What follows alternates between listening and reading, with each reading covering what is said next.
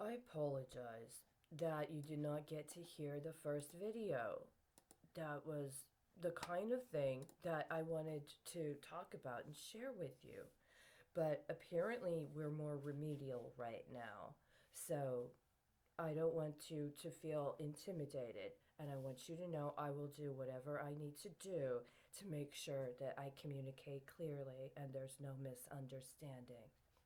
If you have to deal with the balance of nature, and you have to deal with what the earth really needs, and you have to deal with the role of the earth in the rest of the cosmos, then it is very important we as humans are not selfish. We have a soul, and that's absolutely important. We have a spirit and are connected to spirit, and that's important too. But we also have to get to the very practical matters of life and sustainability, including for other life form on the planet that's not just human. Now, I believe what may be happening on some level, and I've known this for a while, is there are certain human beings that have a specific consciousness of and sentient relationship with microbes and organisms that might have been identified as pathogens. They have a conscious relationship with them and they focus attention on them in one manner or another. And in focusing attention on them in that specific manner, they understand them in a particular way. It is possible that what has been communicated is a form of supremacy in an effort to manipulate that particular life form. And we are dealing with the consequences of resistance. I understand that certain people who consider themselves immunobiologists or bacteriologists or epidemiologists, they have their own lineages.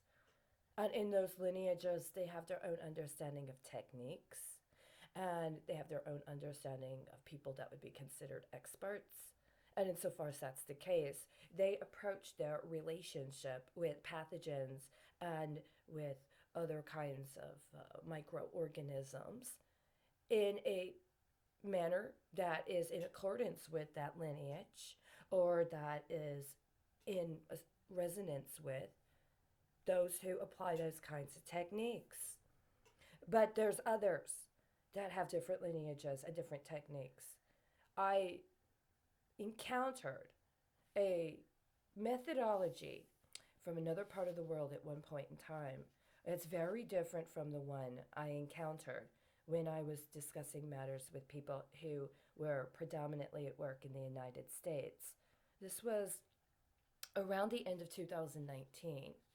And it was stark to me because in the beginning of 2018, I had reason to have a very significant cultural distinction in terms of what I understood might be a more meaningful manner or a more practicable manner in which to identify and engage with certain understandings of the role that microorganisms play, including those that are identified as viruses. I had a different philosophy than the milieu within which I was that specifically identified themselves as specialists. And we are where we are. But microorganisms exist in a context of other life form. And right now, we're supposed to understand that these microorganisms are being very successful in killing people. That these microorganisms and that these pathogens that are identified legally as pathogens are successful in killing people, lots of people. And depending upon the approach they may be taking, this might actually be considered very successful. These numbers at these times in these locations, well, that may even belie an understanding of some form of cooperation between those humans that engage with these microorganisms and certain microorganisms themselves. But what happens when all of those people are dead? When you have all those dead bodies, what do you do with them? We've had numerous cycles in Earth's history where dead bodies have been accrued. They say sometimes it's because of these microorganisms, these viruses. There were plagues, and as a result, scores of people died. Then there were man against man and whatever other kinds of relationships man had with horses, with dogs, with falcons, lining up against men with horses, with dogs, with falcons. Scores of bodies, blood on the ground, soaking into the earth. It may stay there for a while, begin to decompose. Other animals come, find the carcasses, take chunks of it, take it back, feed their young. Maybe the bodies are carted off. Maybe they're taken somewhere. There's a big pit. You're put in a big pit. But as all of that flesh decomposes together, it brings a great stink. Maybe they've found some other relationship with the earth where they take something, lime, something else, put it over the bodies in order to try to ameliorate the stench before they cover it with dirt. Once those bodies start decomposing under the dirt, all kinds of life becomes possible in another manner if you understand it as living. And then years and years and years and years and years and years and years and years and years and years and years and years, it may transform into something else. Hundreds, thousands, millions, billions of years later, we might find it again in another form. What do we do with it? What are you doing with these bodies? If you and your specific alliance of microbes and pathogens has been successful in the body count you've acquired, if you've hit your ratios, what are you doing with the bodies? Because there are all kinds of other life forms that aren't apparently getting what they need. If you make the bodies so toxic that they can't even decompose and nutrify the soil, what do you expect the rest of us to do? I'm just asking. No. Somebody said, well, we're going to take one particular area and just make it the dump and put everything on that. And, just leave it in isolation. We're just going to leave it in isolation. Maybe we'll watch it remotely and we'll get something out of it, which would justify the fucking expense. Then there are those that are like, well, we need to circulate it.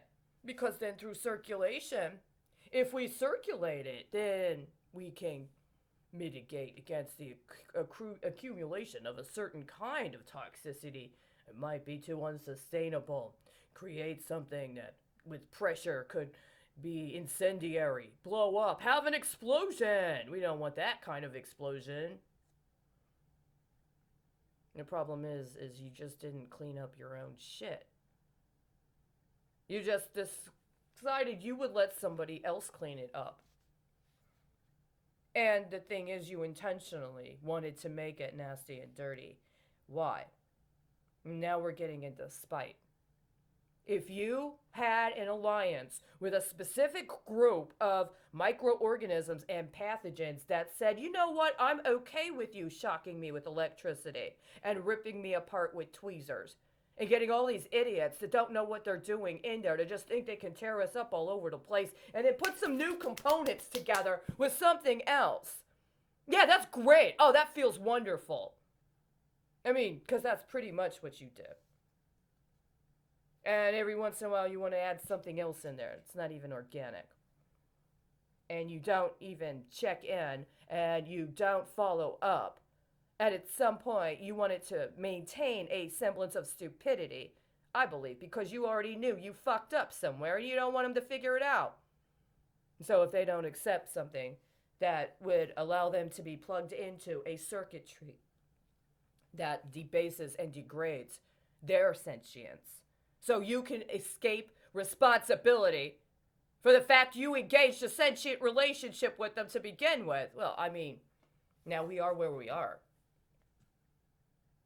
It was a very, very specific responsibility. Everybody that claimed to be at that level took on when they wanted to have those kinds of relationships. And not only have those kinds of relationships, but they were the exclusive experts on how to have and maintain those relationships. This rage is on multiple levels because you had a responsibility to understand the full spectrum of engagements that you were taking on yourself and putting yourselves in the exclusive position of having. And now what's there for the rest of us? Am I going to have to watch birds die because you've left corpses out in the fucking open and they're so toxic it poisons them? See, this is both literal and figurative at this moment. What are you doing with the bodies? What are you doing with all those bodies that were listed on the front page of the New York Times?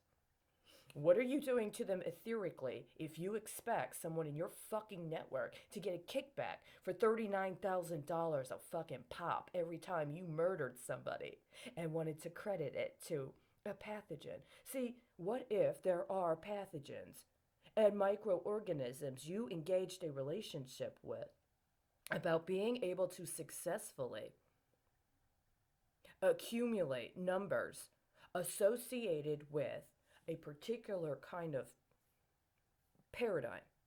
And that's not what actually happened. This virus agreed to work with you to accomplish certain ends. It was in the interest of that virus, perhaps, to have a certain number of casualties as an indicator of its success. But it wasn't the virus that killed them. You didn't meet your benchmarks. You didn't deliver. You're blaming the virus for something it didn't do. And so, insofar as it is actually capable of doing something, you're slandering it. And in the process, you're actually cheapening whatever the arrangement was that you decided you were going to take on with it. Because you're putting a value on it and what it did. That's not accurate.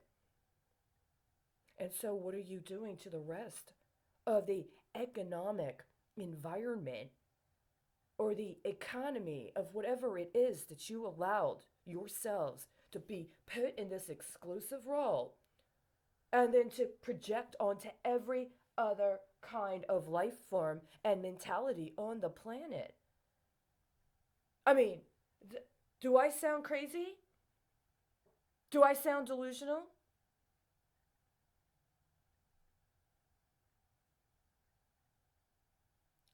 You don't have the numbers. You don't have the numbers. You did not meet your benchmarks.